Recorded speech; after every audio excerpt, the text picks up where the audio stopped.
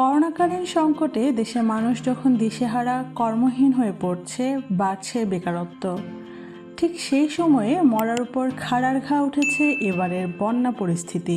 মফস্বলে অধিকাংশ গরুর হাট এখন পানির নিচে।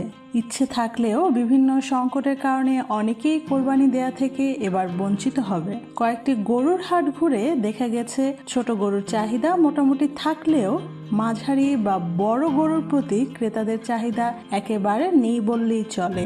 হাটে নিয়ে আসা মাঝারি সাইজের একজন গরু বিক্রেতা বলেন, হাটে গরু নিয়ে আসছি, মানুষ শুধু দাঁড়িয়ে তামাশা দেখে, কেউ দাম দর করে না। এদিকে বড় গরুর চাহিদা একেবারেই কমে থাকায় অনেকে ইউটিউবে চটকদার শিরোনাম ক্রেতাদের আকৃষ্ট করার চেষ্টা করে যাচ্ছে। হাট ঘুরে ছোট আকারের গরু এবং ছাগলের চাহিদা বেশি দেখা গেছে। খোঁজ নিয়ে জানা গেছে দেশের লকডাউন চলাকালীন সময়ে হঠাৎ গোখাদ্যের দাম বেড়ে যায় এবং বন্যাকালীন সময়ে খড়ের সংকট থাকায় উচ্চ দামে খড় কিনে খাওয়াতে হচ্ছে খামারিদের। এতে গরু মোটাতাজা করতে খরচ বেড়ে গেছে দ্বিগুণ।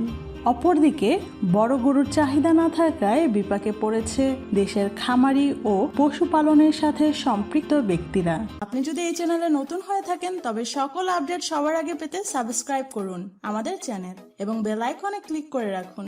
ধন্যবাদ।